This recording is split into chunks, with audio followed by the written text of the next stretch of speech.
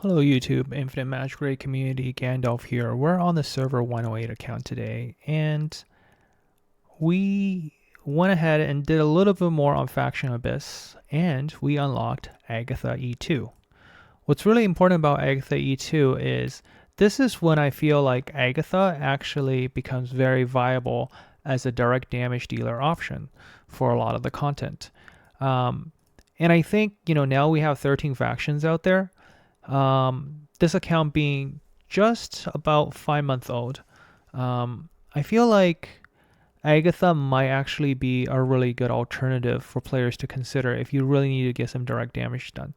I know I did recommend Dharma, but if you pick Dharma, you are also missing out on mamello, right? So if you're, for example, someone who picked Erato or you want to you want to synergize better with HP burn, or you want to go if you have a very burn focused team and you want to have O'Grady's to synergize with that, and getting exclusive copies for Dharma is not easy, right?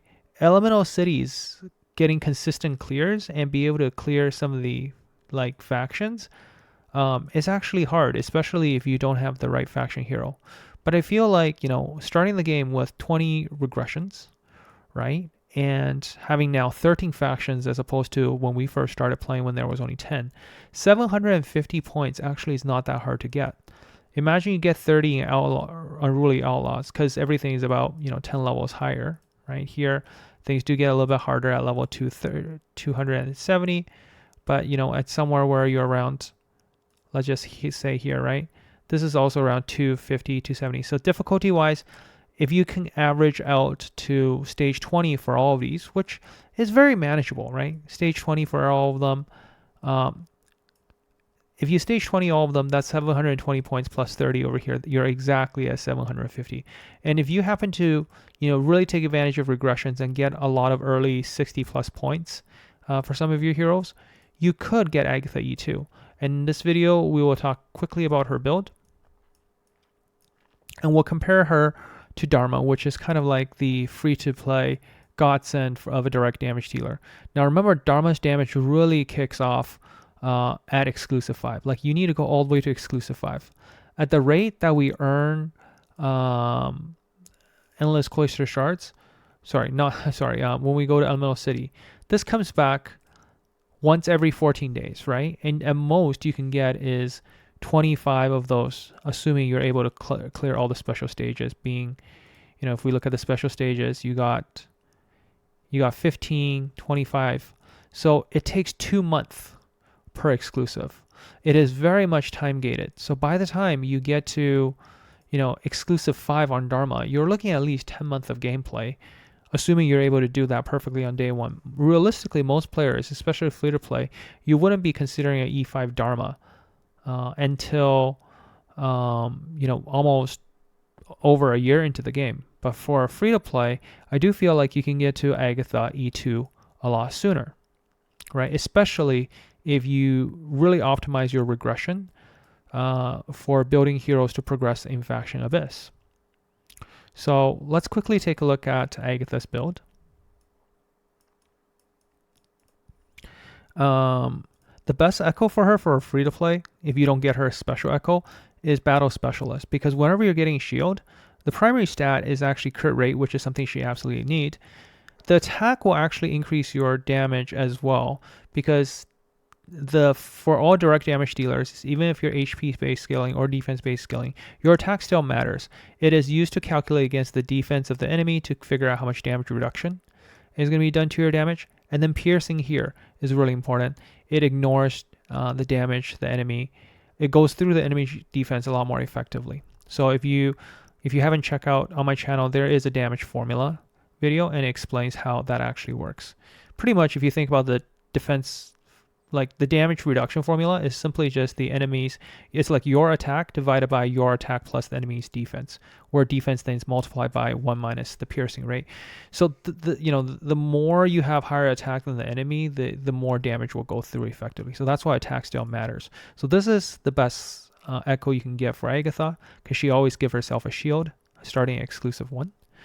Now, Agatha E2, what's really special about E2 is that the HP transfer now, the initial transfer to 150% of the initial max HP. All right, so the total transfer amount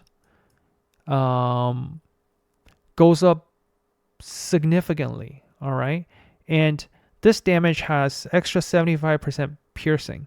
So against bosses, you're effectively having like 100% piercing on Bloody Spiral, and you're gonna increase your max HP and scale very quickly with exclusive 2. So the damage goes up very quickly. So that's what makes Agatha actually a very viable direct damage dealer. The best aura you could have is, of course, Boss Slayer. If you don't have Boss Slayer, you could always use Bold Confidence aura to get, because she's usually going to have her own HP above 90%. So this helps early game players when you don't have enough crit. Right, this is a really good option. The ones I could recommend is you could go Dorming Blessing aura to get the extra HP as an option. But the real best ones are usually, I think Boss Slayer is kind of the de facto the best one for her. The other option, I guess, is always Grand Hitmaster. But really, if you're going for Grand Hitmaster, you're better off just simply going for a max Dorvin. Is like a max Dorvin. Where is it? Yeah. The other option is Deep Targeting. Deep Targeting is like the budget version of Boss Slayer, in my mind, right? Because so and this works really well against counter marks. So I would actually consider disassembling this right now and put in Deep Targeting, and I'll probably upfit some more in the future. Yeah, so let's go over to damage testing. Sorry, let me just quickly go over her stats emblem just a little bit, right? So we did notice that emblems did get updated. So there's a couple of things maybe of noting to change now, right? So first one, like before we usually prefer to get this one a shield slam for, but now this changed to dot. Everyone should probably get rid of this one for the direct damage dealer. But instead for Agatha, you can have, she's gonna have shield, she's gonna have damage reduction, and you want her shields to be more effective. So this works really well for her. This one straight up, she can heal a little bit more from this, but otherwise this is the only useful. She's not going to grant attributes, right? She doesn't need effective hit. Over here, you can, I still prefer this Magic Touch. It's still probably the best one. You could consider getting this as well. For boss, if you're mostly using boss fighting, you can choose not to use Victory Rush and use this one instead to get more shield effect on her. I don't know if it counts as buff or not, but honestly, you don't have really good choices over here. You have all damage and direct damage and crit damage. So that's her emblem. In terms of her build, I highly recommend the Slay set or the Devouring set. Devouring set still works really well, simply because, the skill damage scales really well, especially if you have the subsets to support it. Like eventually, you're gonna have easily hit 100% crit rate, and that crit rate. Yeah, you're going to hit the crit rate really quickly, and that's going to have a little bit diminishing return. Now, if you do somehow manage to get Fast Killing set, it is a really good set. This one, I think, scales a lot better for Agatha, but again, a very expensive set at that. So I would say Devouring is probably, your more budget-friendly option. Next, then you use the Slay set for Agatha. Just for comparison, here is what my Dharma looks like. Here's the stats on screen. Very close, 100% crit, close to 300 crit damage, 40k attack. If you look at the gear quality, not too bad, right? All legendary across the board. Here, let me just upgrade this one a little bit more to max. Okay, perfect. Those little bit extra crit rate pushed me over. Exactly what I need. Blessing wise, I got some crit damage. Here I can probably turn that crit rate into crit damage now. Actually, I can look into crit damage. This is okay. Do I have something higher? I mean, I can do that. Right? I think now that works. Yeah, our crit damage is a little bit better. Let's see if I actually have direct damage. I think direct damage will be even better, right? Do I have a decent one? 5% direct damage. Let me go with that. Okay. So this, I think, puts Dharma on a really good positive scale. You can see the quality of the gear, right? Is there the emblem? Pretty much, I even gave him Berserk Blood to do extra damage over here. This is not going to happen. I think I re-geared him properly already, so we're all good over here for Dharma. And then so here's Dharma against Agatha's gear. You can see Agatha's gear, quality just a little bit lower, but but overall it's quite comparable. Over here we're looking at just slightly higher, slightly lower crit damage, right? 100% crit rate. So overall stats wise, I would say you got higher stats ratios on Dharma and exclusive 2. I think some of the best places to test is in Wuthering Coast, where we're going to just do battle test. And here we're also going to go over to the guild boss just to show a little bit too, in terms of just which one's going to end up doing more damage, right? So we'll do just on this one. There's nothing here that boosts special, so we're going to use a pretty standard setup. And here you can see I'm using a team where here I'm just going to I'm even going to get rid of Ben Austin here, because you might feel like Ben Austin favors more because there's a lot more basic attack from Agatha. That's really strong. Dharma, prioritize first skill, then to second one. You still do need to use this in a proper combo. Like, you can't just ignore that. Here, let's see if we can stack the favor action. Let's just see how this looks, right? For Agatha, by the way, when you're fighting the boss, your basic attacks are actually going to hit more than the AoE. So let's make sure we do that. And we'll run a couple of different scenarios just so that you can see the sense of damage, right? So Agatha is doing about the same damage. If we actually stuck a Ben Austin there, I think it actually is more favorable for Agatha, simply because Agatha, has more basic damage hits than Dharma, right? Let's change things up a little bit. Let's just say we threw in a Lydia, right? And this should really help favor, in Dharma's favor. And let's say, we do more storm kicking instead, right? And let's just do this. And let's see if that actually turns things a little bit more favorably for Dharma, not having to sometimes use the third skill. Now at exclusive 5, like it makes a lot more sense. But you can see here that actually, Dharma really needs to make sure that he's actually using this skill to charge up. Otherwise, his storm kicking isn't going to do really well. So yeah, you do want to definitely do it this way.